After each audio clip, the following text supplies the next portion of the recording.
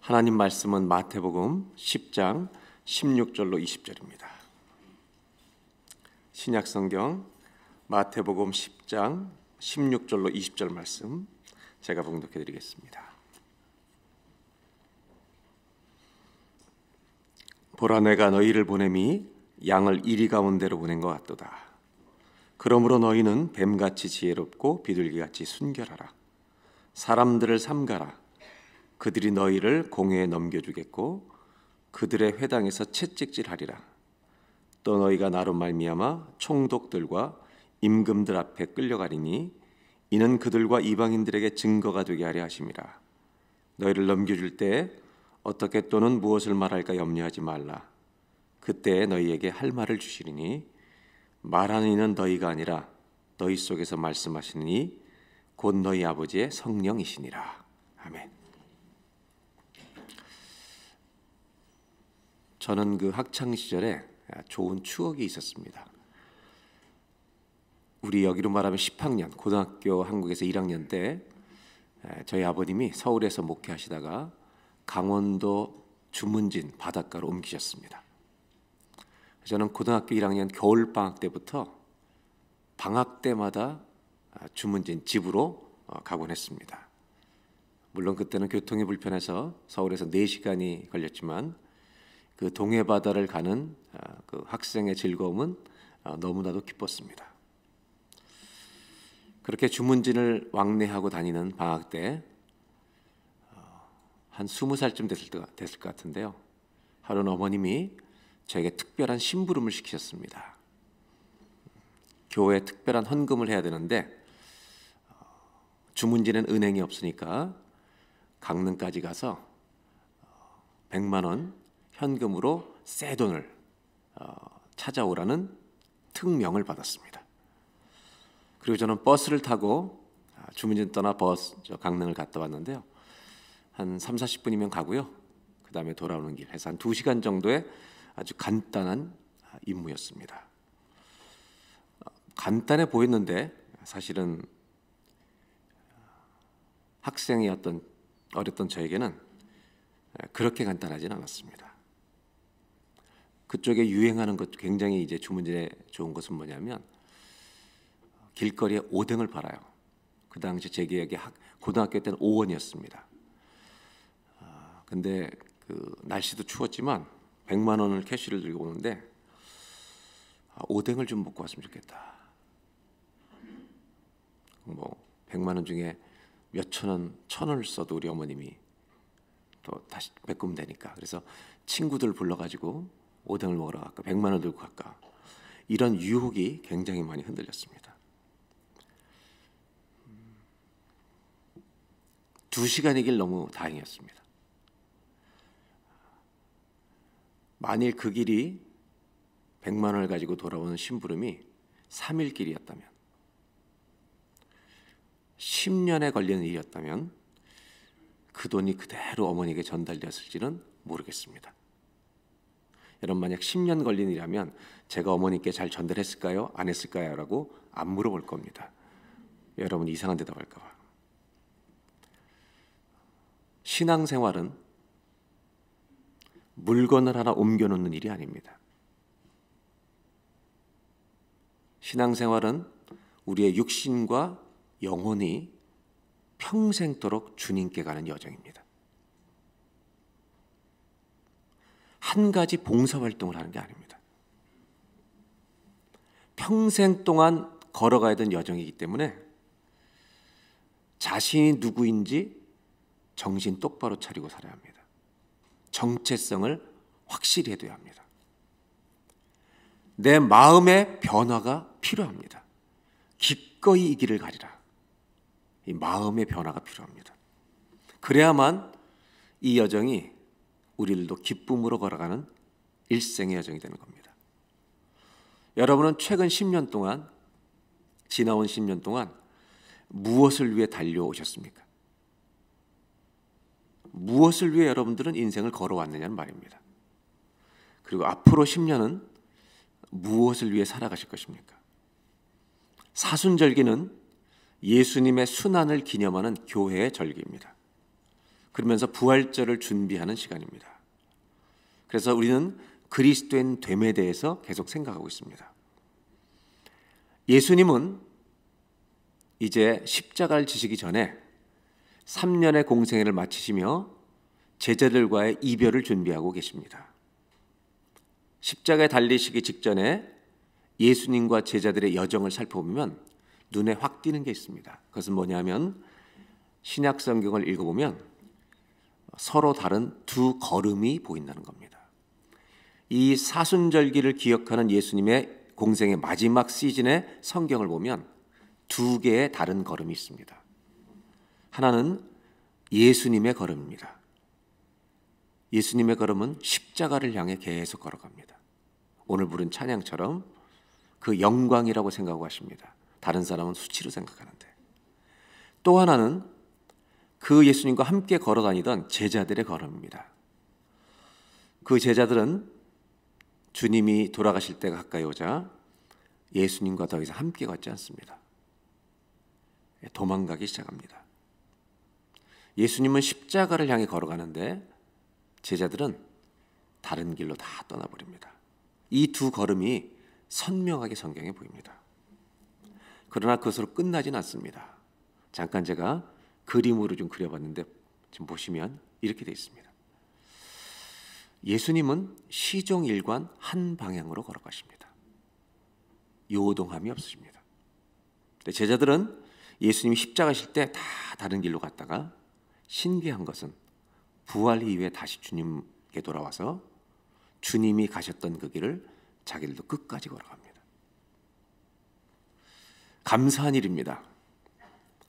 이들은 떠났었지만 다시 정신 차리고 주님 걸어가셨던 방향으로 끝까지 갑니다.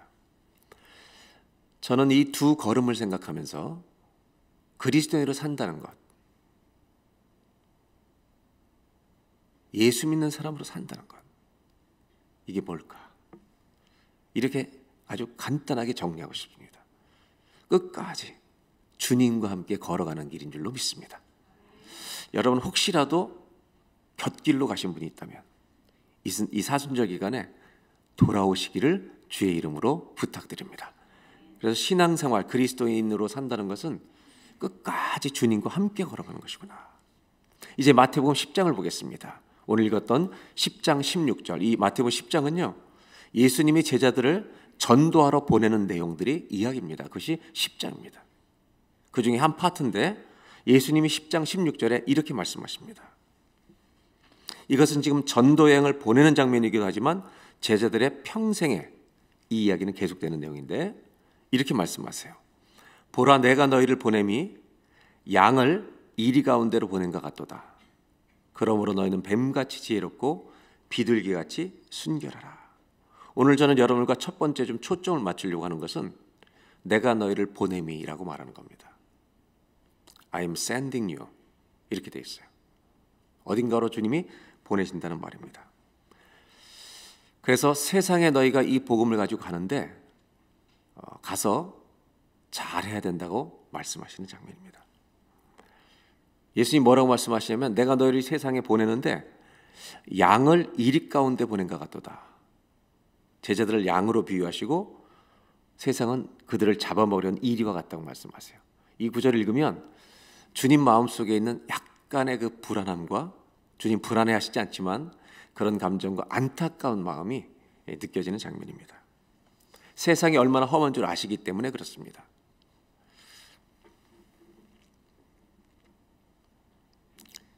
오늘 초점을 두려고 하는 것은 내가 너희를 보냄이라고 하는 이 구절입니다. 내가 너희를 보낸다. 여러분 한 번만 따라해 보실까요? 내가 너희를 보낸다. 질문을 해보겠습니다. 주님이 제자들만 보내는 게 아니라 우리도 보내시는 겁니다. 모든 그리스도를 보내십니다. 그렇다면 주님이 제자들을 보냈다면 제자들의 정체성은 무엇입니까? 주님은 제자들을 보내셨습니다. 그럼 제자들은 어떤 사람입니까? 예수님이 보내셨죠? 그럼 제자들은요? 보냄을 받은 자입니다. 이 말씀은 잠깐 동네에만 보내신 게 아닙니다. 평생 그렇게 하신 겁니다. 도망갔던 제자들이, 다른 걸음을 갔던 제자들이 돌아왔던 이야기가 부활 이후에 다 회복이 돼서 끝까지 갑니다. 그 사복음서에 예수님은 마지막에 제자들에게 똑같은 말들을 반복하십니다. 마태복음 28장 19절에 부활하신 예수님은 이 세상을 떠나기 전에, 승천하시기 전에 제자들에게 이렇게 말씀하세요. 28장 19절 제가 읽겠습니다. 그러므로 너희는 가서. 주님은 보내시는 분입니다. 마가복음 16장 15절 또 이르시되 너희는 온 천하에 다니며 만민에게 복음을 전파하라. Go into the world. 세상으로 가라는 겁니다. 그러면서 그냥 가는 게 아니라 뭔가를 들고 가라는 겁니다. 들어야 될 내용은 복음입니다. 그냥 가라는 게 아닙니다. 아무 데로나 그냥 가려는 게 아니죠. 우리는 가야 할 이유가 있다는 것입니다. 누가복음 24장 47절 또 그의 이름으로 죄사함을 받게 하는 회개가 예루살렘에서 시작하여 모든 족속에 전파될 것이 기록되었으니 24장 48절 다 같이 읽어볼까요? 너희는 이 모든 일에 너희는 가서 증인이 되라는 겁니다. 증인은 가서 일어난 일을 말하는 사람들입니다. 그리고 요한복음 21장에 베드로와 대화를 하시면서 뭐라고 말씀하시냐면 나를 사랑하냐 물으시고 내 양을 먹이라고 말씀하십니다. 복음서의 마지막 끝자락은 전부 다 보내시는 이야기입니다. 그 가야 되는 이유는 우리가 사람들을 살리는 복음을 가지고 있기 때문입니다. 이것을 잘 표현한 이야기가 열왕기하에 나옵니다. 열왕기하 시대에는 아람 나라와 이스라엘 사이에 갈등이 많이 있을 때인데 아람 왕이 이스라엘의 어떤 곳으로 공격하려고 하면 엘리사 선지자 시대 때인데 엘리사가 저 나라의 왕이 어디로 공격할 것을 알고 미리 다 막아서 전쟁에서 이길 수가 없는 겁니다. 그래서 아람 왕이 화가 나서 우리나라 관료 중에 이스라엘과 내통하는 놈이 누구냐, 스파이가 누구냐 찾아내라고 말합니다. 그때 신하 한 사람이 내통하는 사람이 있는 게 아니라 하나님의 선지자 엘리사 때문에 그렇습니다. 그래서 이 아람 왕이 화가 나서 엘리사를 잡으러 갔다가 실패하고 나중에 북이스라엘 수도인 사마리아를 완전히 둘러싸 버립니다. 그리고 음식로를 모든 걸 보급을 차단해 버립니다. 그래서 이스라엘 역사 가운데 가장 먹을 것이 없었던 비극적인 사건 역사 현장이 열왕기하 7장입니다. 끔찍하게도 자기들의 아이를 잡아먹는 일들이 있었던 인신, 사람을 이제 고기로 인육을 먹었던 때가 있었다고 성경은 기록하고 있습니다. 이때 4명의 나병 환자가 등장합니다. 나병 환자는 스스로를 깨닫습니다. 어떻게 말하냐면 7장 3절에 보겠습니다. 성문 어귀에 나병 환자 4사람이 있는데 서로 말하기를 우리가 여기 앉아서 죽기를 기다리겠느냐. 4절입니다. 이렇게 죽을 수 없다는 거죠. 우리가 성읍으로 가자가 말한다면 사마리아 성읍에도 굶주림이 있으니 거기서 죽을 것이요. 만일 우리가 여기서 머물러도 죽고 우리 이스라엘의 도시에 그냥 가도 죽고 그냥 지금 죽을 팔자라는 거죠. 4절. 그런즉 우리가 가서 렛츠고 가겠다는 겁니다. 아람 군대에게 항복하자. 아람에는 먹을 게 있으니까 가서 항복해버리자. 그들이 죽이면 죽을 것이고 혹시라도 살리면 우리는 살릴 것이야. 살려두면 살 것이요 죽으면 죽을 것이라. 대단한 결단이죠. 지금 있으면 반드시 죽고요. 가면 혹시 살지 모른다. 그래서 갑니다. 5절입니다. 아람 진으로 가려 하여 해질 무렵에 일어나 아람 진영 끝에 이르러서 본즉 그곳에 한 사람도 없으니. 6절. 이는 주께서 아람 군대로 병거 소리와 말소리와 큰 군대의 소리를 듣게 하셨으므로 아람 사람이 서로 말하길 하나님이 이렇게 행하신 거죠. 왜냐하면 이 예언이 선포됐거든요. 오늘 사마리아에 이제 음식이 회복될 것을 하나님이 약속하셨는데 하나님이 아람 군대를 내보내신 거예요.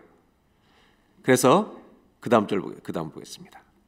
이스라엘 왕이 우리를 치려하여 햇사람의 왕들과 애굽 왕들의 값을 주고 우리를 공격하러 오게 하겠다. 잘못 저걸 듣고 전부 다 아람 사람들이 음식 모든 진을 다 놔두고 도망가 버린 겁니다. 7절 해질 무렵에 일어나서 도망하되 그 장막 말 나귀를 버리고 진영을 그대로 두고 목숨을 위해 도망하였습니다.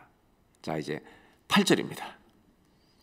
그 나병 환자들이 진영 끝에 이르자 한 장막에 들어가서 제일 먼저 한 건 뭐냐? 먹고 마신 겁니다. 아주 정말 시큰 먹고 마셨습니다. 먹고 마셨더니 이제 금은 보화가 보입니다. 그래서 은과 금과 의벌 가서 감추고 8절 또 다른 장막에 가서 또 보화를 다 챙깁니다. 그러다가 정신을 차리는 장면이 9절입니다. 다 같이 한번 읽겠습니다. 나병 환자들이 그 친구에게 서로 말하되 우리가 이렇게 해서는 아니 되겠도다. 오늘은 아름다운 소식이 있는 날이거늘 우리가 침묵하고. 예, 여러분 여기서 아름다운 소식은 뭐가 아름다운 소식이에요? 먹을 게 있다. 복음이죠.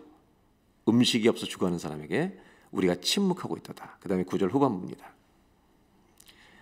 만일 밝은 아침까지 기다리면 벌이 우리에게 미칠지니 이제 떠나 왕궁에 가서 알리자. 또 가자는 겁니다. 그리고 이들이 가서 이 소식을 전했을 때 이스라엘의 이 모든 양식들이 다 들어가서 정상적으로 살게 되는 회복이 일어난다는 것입니다. 나병 환자는 자신을 어떤 사람으로 여겼냐면 여기 있으면 벌 받을 사람이다. 이 소식을 반드시 전해야 되는 보냄을 받은 자로 스스로를 아이덴티파이 했습니다. 우리는 잘 모르지만 가난한 나라 인도의 밑에 있는 섬의 스리랑카라고 하는 우리 옛날에 실론섬이라고 불렀던 거기에 기독교 지도자였던 D.T. 나일스라고 하는 사람이 있는데 이분은 이렇게 이 열왕기하 이야기를 가지고 전도를 설명합니다. 전도는 한 거지가 다른 거지에게 빵을 찾은 곳을 알려주는 것이다. 예수님은 너희를 보낸다고 말씀하십니다. 왜냐하면 복음을 만났기 때문입니다. 저는 사순절 기간에 우리 그리스도인들이 꼭 가지고 살아야 했으면 좋겠다는 마음, 정신이 있습니다. 그건 뭐냐면 우리에게는 예수님이 계십니다. 다른 사람을 살리는 예수님이 계십니다. 그래서 이 정신을 가지고 살았으면 좋겠습니다.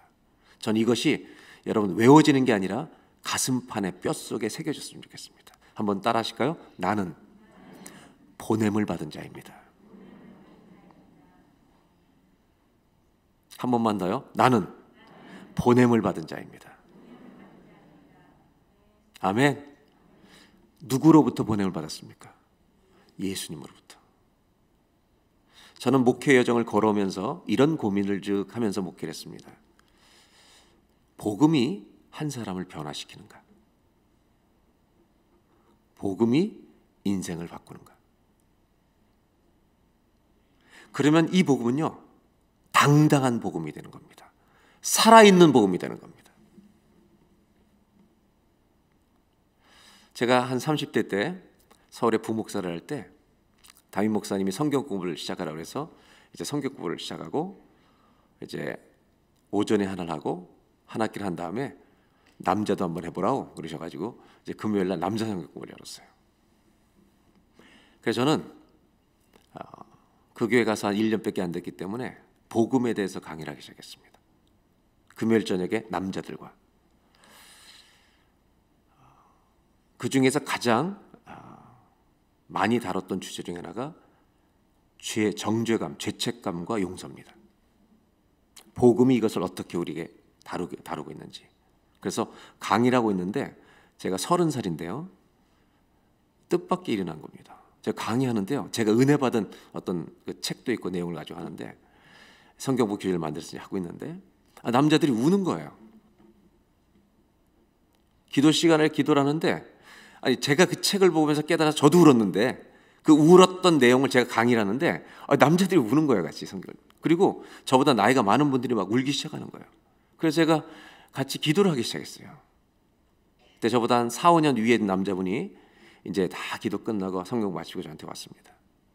자기는 20년 교회를 다녔지만 이렇게 속이 시원한 적은 처음입니다. 그러면서 저 깨끗하게 살고 싶습니다. 그러더라고요.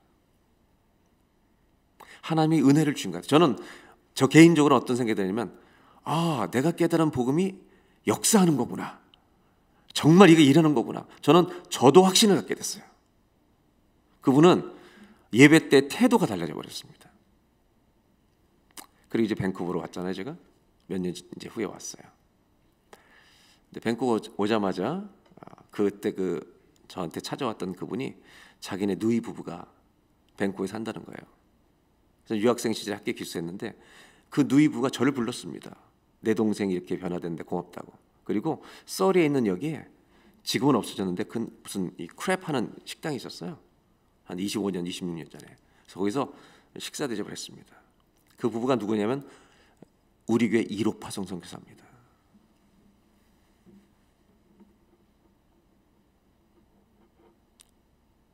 저는 개인적으로 신앙의 여정을 걸으면서 확실하게 깨달은 게 하나 있습니다.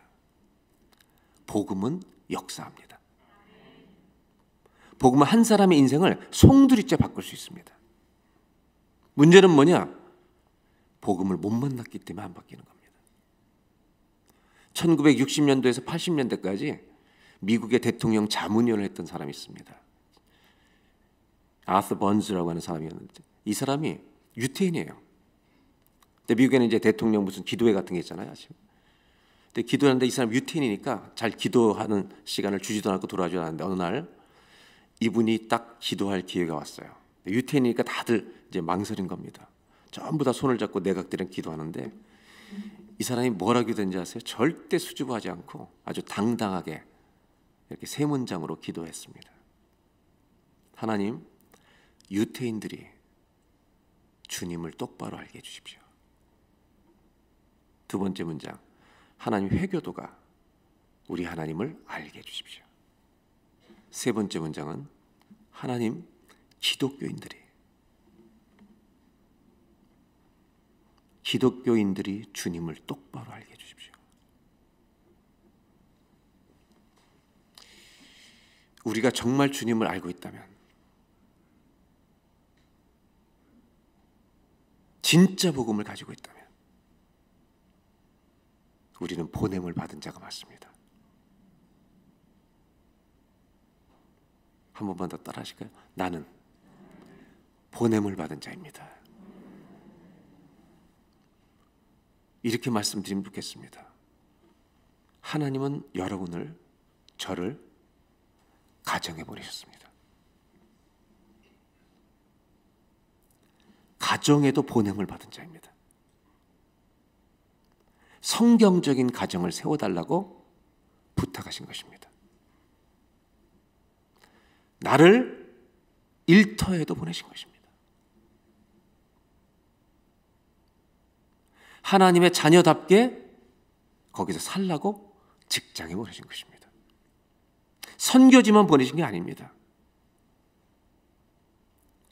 저와 여러분 모두 가정에서 성경적인 가정을 세우는 보냄받은 자로 사는 아름다운 믿음의 결단과 삶이 있기를 주의 이름으로 기원합니다.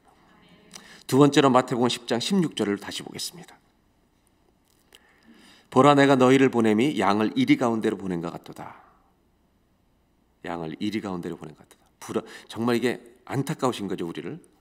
그러므로 너희는 뱀같이 지혜롭고 비둘기같이 순결하라. 제가 이 말씀을 준비해서 그런지 어제 꿈에 로키 갔어요. 근데 곰을 만난 거예요. 잡혀 먹을 뻔했는데 꿈속에서 잡혀 먹은 게 아니라 곰하고 친구가 돼가지고 얼마나 놀다 왔는지 몰라요.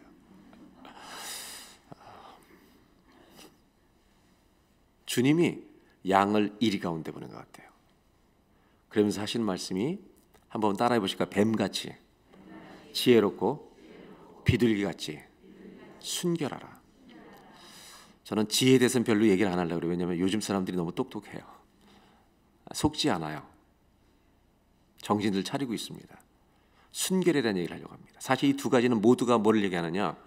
복음을 가지고 보냄받은 정체성과 정신만 필요한 게 아니라 삶이 깨끗해야 된다라고 말씀하시는 겁니다. 복음은 입으로만 전하는 게 아니라 삶으로 전달된다는 겁니다.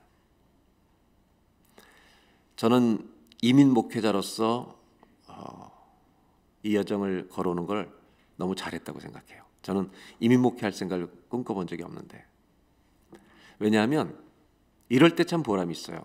많은 남자분들을 만나면서 목사님, 저는 한국에 있었으면 예수 안 믿었을 사람입니다. 이민 와서 살아서 교회 근처에서 놀다 보니까 주님을 만나게 됐습니다. 그래서 얼마나 이민 온 사람들이 참 신앙을 안 가질 수 있었던 사람들이 갖게 되는지 몰라요. 그래서 남자분들 있잖아요. 서로를 늘 격려해 주셔야 합니다. 한국에 있었으면 아주 위험했던 사람들입니다, 우리가. 그런데 뭐 때문에 더 감사하냐면 복음을 전하려고 애를 썼어요. 이민 목회를 처음 시작하고 복음을 전하고 말씀을 훈련하고 세가족 성경 공부하고 1:1 가르치고 이렇게 했는데, 지도자반을 세우고, 그러면서 사실 복음을 가진다는 게 남한테 전할 수 있는 준비를 하잖아요. 한 분이 20여 년 전에 그 BC주의 북쪽에 이제 이주를 했습니다. 비즈니스 때문에. 그래서 남자분만 가서 사신 거예요, 여기서. 그분이 거기서 한인들도 별로 없습니다. 전체 해봤자 뭐 10명, 20명밖에 안 되는 동네인데, 거기서 주일날 다들 교인들 중에 몇 명 안 되지, 교인들은 이제 주일날 서양교회를 나가고, 토요일날 이분이 그 1:1 양육을 배운 걸 가지고 사람들을 초대해서 5명, 6명 1:1 성경공부를 세가족 성경을 하고 1:1을 시작한 거예요.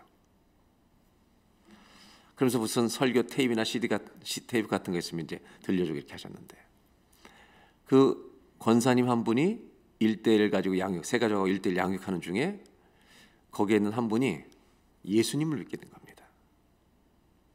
그 예수님을 믿은 그분이 이 권사님을 보내줘서 고맙다고 저한테 편지를 쓴 거예요. 그 편지의 내용은, 이분이 50이 넘었던 분인데 자기가 인생의 여정 동안 뭔가를 찾고 있었대요. 근데 뭔지를 몰랐는데, 근데 주님을 딱 만나니까 알았대요. 내가 찾고 있는 분이 이분이었다는 것을. 그래서 주님을 믿고 감격적으로 회심을 한 거예요. 여러분, 목사가 전하는 복음이 아니라 권사님, 집사님, 우리가 전하는 복음은 다 똑같은 거죠. 그리고 나서 문장을 썼는데 교회를 10년 다닌 것처럼 썼어요, 이분이. 내가 주님을 찾고 보니까 내가 주님을 찾은 게 아니라 주님이 나를 찾으셨습니다. 이거는요, 신앙생활 10년 이상 하면 그렇게 표현할 수 없는 겁니다. 그리고 나서 그분이 정기적으로 저한테 편지를 보내기 시작했습니다. 두 번째 편지가 왔습니다. 저는 그 편지를 지금도 간직하고 있습니다. 그 편지에 뭐라고 썼냐면, 교회를 다니면서도 하나님의 마음을 아프게 하는 사람들이 너무 많은데, 사람들에게 상처를 주는 사람들도 있는데, 교회도 없는 곳에서 하나님을 기쁘시게 하는 이런 분들의 삶이 우리를 흔들고 있습니다. 이 편지를 받으면서 감동도 했지만 정신이 번쩍 들었습니다. 내 삶이 전도지구나. 내 삶이 메시지구나. 저는 순결함에 대해서 좀 얘기하려고 합니다. 비둘기같이 순결하라. 여러분, 어떻게 하면 우리가 마음이 깨끗해질 수 있을까요? 언제 내 마음이 깨끗해질 수 있을까요? 마음이 새로워지는 것이 필요합니다. 근데 문제는 뭐냐면 솔직해질 수 있는 시간이 없다는 겁니다.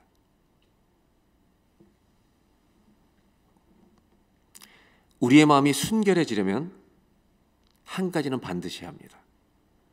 하나님 앞에 홀로 서보셔야 합니다. 하나님 앞에 1:1로 여러분 만나는 시간이 필요합니다. 그때 우리의 안에 있는 내 추함들을 고백할 수 있습니다. 그때 성령의 만지심이 일어납니다. 청소는 한 번으로 끝나지 않습니다. 계속돼야 합니다. 우리 안에는 예수를 믿었지만, 우리 모두는 예수를 믿었지만 이전에 살아왔던 좀처럼 바뀌지 않고 고쳐지지 않는 습관들이 있습니다. 그것을 정직하게 고백하는 게 필요합니다. 어디서 그걸 할 수 있냐면 주님과 1대1로 만나셔야 합니다.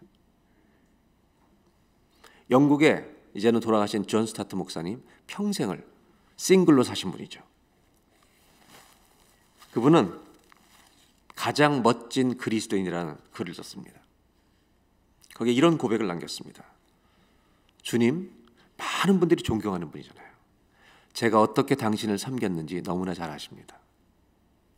휘황찬란한 각광을 받으며 큰 열정을 가지고 당신을 섬긴 것을 아십니다. 특별한 모임에서는 제가 얼마나 흥분하며 돌아다녔는지 당신은 다 아십니다. 성경 연구 모임을 할 때는 제가 얼마나 진지하게 최선을 다했는지도 당신은 아십니다.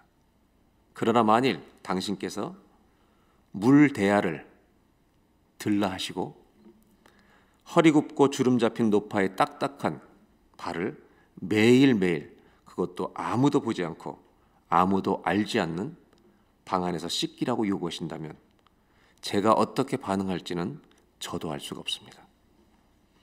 이분은 혼자서 자기 내면을 돌아보는 시간을 끊임없이 가졌습니다.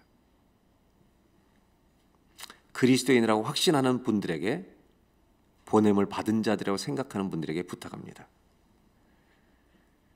홀로 주 앞에 나가서 내 마음의 구석구석을 살피고 비추는 시간을 가져보시길 바랍니다. 그러다가 통곡이 터질지도 모르고,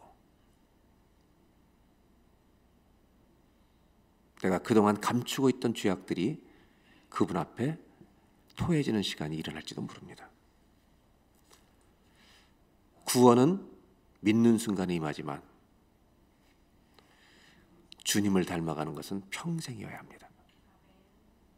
그리스도인 됨이 무엇인가? 예수님을 닮아가는 것입니다.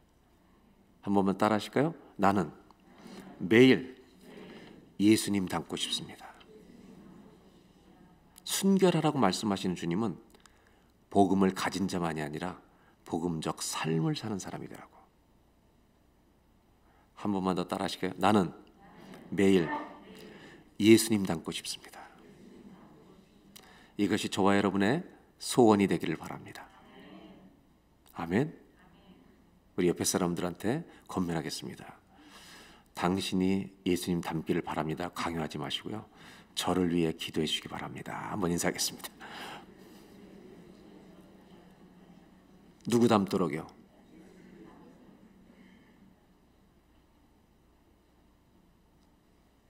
순결하라는 말은 주님 닮으라는 말 아닌가? 사순절 기간에 우리 주님이 우리 마음에 던지시는 말씀은 너 예수님 닮아가고 있니? 나를 닮아가고 있니?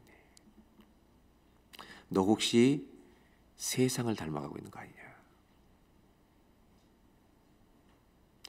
주님을 닮아가는 방향전환이 일어나는 사순절이 되기를 바랍니다.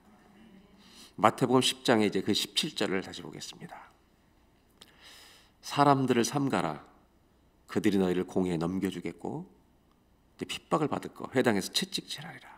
18절 또 너희가 나로 말미암아 총독들과 임금들 앞에 끌려가리니 이는 그들과 이방인들에게 증거가 되게 하려 하심이라. 그들에게 증거가 위트니스 증인이 되도록. 19절 너희를 넘겨줄 때 어떻게 또는 무엇을 말할까 염려하지 마라. 두려워하지 마라. 그때 너에게 할 말을 주신다. 위기에 처했을 때 네 생각 함부로 말하지 마라. 여러분, 주님은요 예수 믿는 사람들이 정말 하나님이 기뻐하시는 말을 하는 비결을 가르쳐 주세요. 비밀을. 그것은 내가 가지고 있는 생각대로 말하지 말라는 거예요. 어려울수록, 힘들 때일수록, 부부싸움 할 때일수록. 20절 말하니 너희가 아니라 너희 속에서 말씀하시니 곧 너희 아버지의 성령이시니라. 내가 정말 무슨 말 해야 될지 모를 때 함부로 말하지 말고 너희 속에서 말씀하시는 게 있을 것이다. 그 성령이 주시는 말씀을 따라 말하는 거예요. 여러분, 좋은 말을 들어야 좋은 말을 할 수 있는 것입니다. 제가 그 강원도에 주문진 다녀보니까 강릉과 주문진 사이에 사천이라는 곳이 있습니다. 사천이라는 곳이 있는데 딱 중간쯤이에요. 거기에 목사님이, 저희 선배 목사님이 이제 부임을 하셔가지고 나중에 가게 됐는데, 놀러 갔는데 아들이 있어요, 그 집에. 화면을 넘기시죠.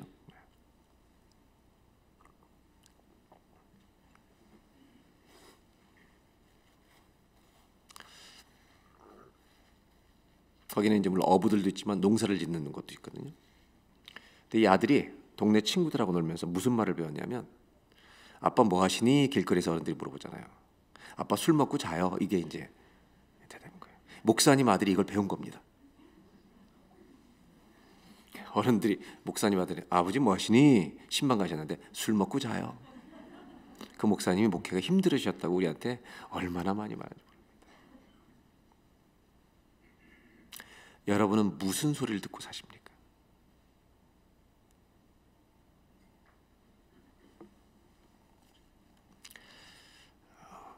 사순절은 소리에 대해서 메시지가 있습니다. 예수님이 마지막 고난주간에 들어가기 전에, 십자가 지시기 전에, 우리가 지키는 고난주간 전에 종료주일을 지키는 예루살렘 입성이 있습니다. 예루살렘 입성에 두 개의 소리가 있습니다. 다윗의 자손, 호산나 다윗의 자손이라고 외치는, 종려 가지를 들고 외치는 환호성의 소리가 있습니다. 주님을 높이는 환호성입니다. 두 번째는 그 환호성 뒤에는 주님을 죽이려는 비방과 비웃음이 가득 차 있습니다.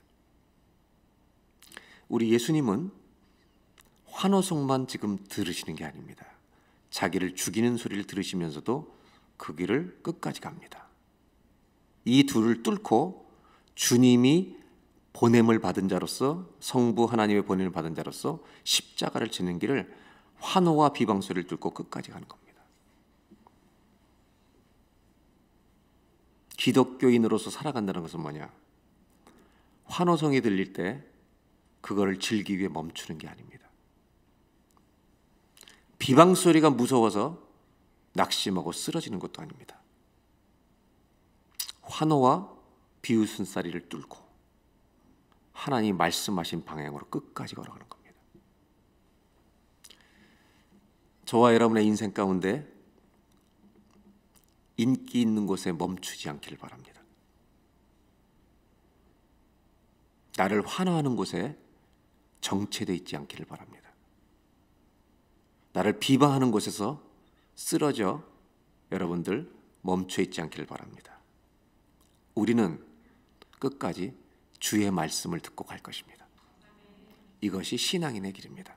한 번만 따라 하실까요? 나는 하나님의 말씀을 따라 걷겠습니다. 이것이 우리가 가야 할 길입니다. 마태복음 10장 22절에 예수님은 계속해서 이렇게 말씀하십니다. 내 이름으로 말미암아 모든 사람에게 미움을 받을 것이나 핍박의 소리가 들릴 것이다. 끝까지 견디는 자는 구원을 얻으리라. 23절 이 동네에서 너희를 박해하거든 저 동네로 피하라.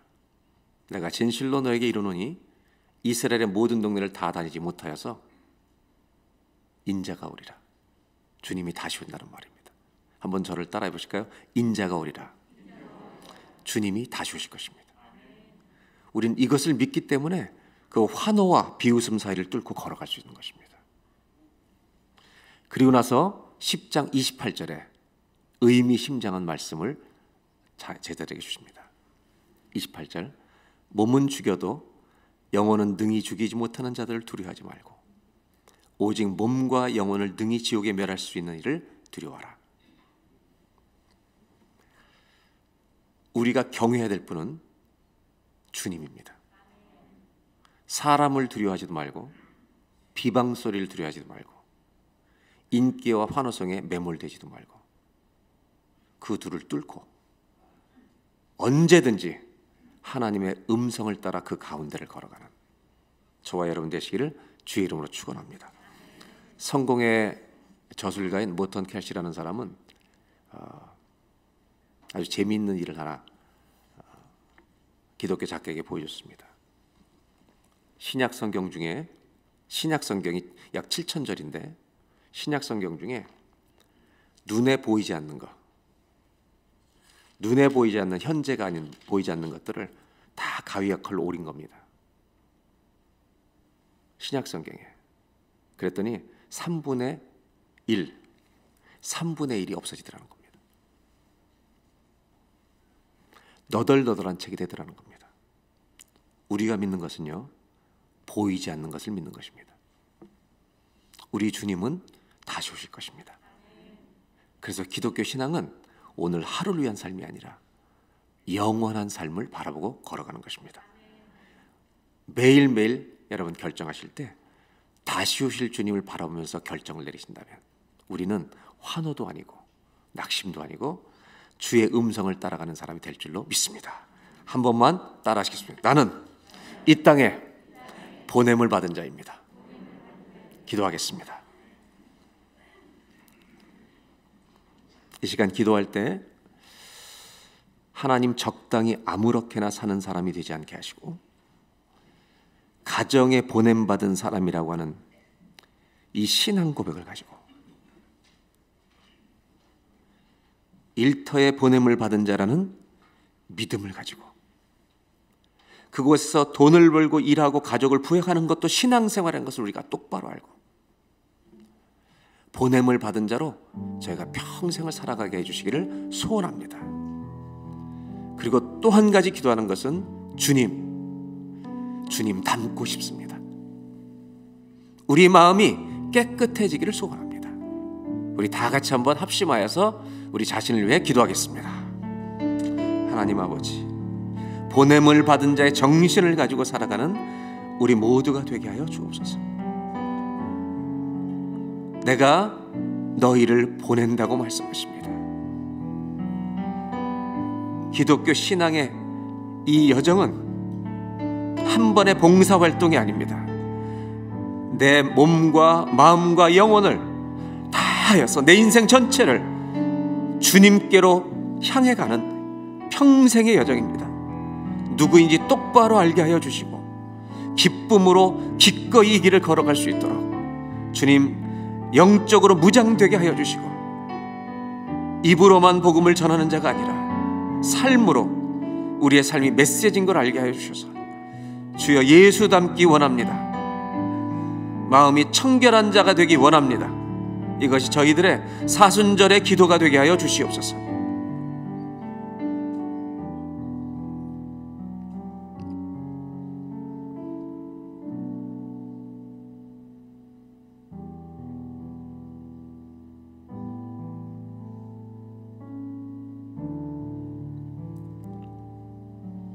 하나님 아버지, 우리 자신이 주님으로부터 보냄을 받은 자라는 정신을 가지고 평생을 걸어가는 그리스도인들이 되게 하여 주옵소서. 오늘 사순절 중에 우리의 기도 제목이 다시 살아나게 해주길 원합니다. 예수님 닮고 싶습니다.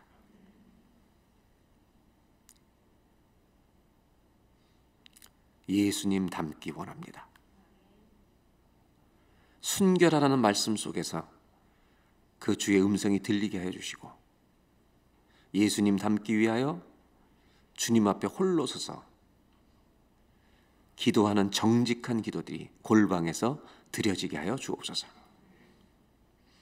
하나님, 우리 주님은 환호성에 머물지 않으시고 비방에도 죽이려고 하는데도 굽히지 않으시고 하나님이 보내신 뜻을 따라 주의 음성을 붙들고 그 길을 끝까지 걸어가셨습니다. 그래서 오늘 저희 모두가 기도합니다.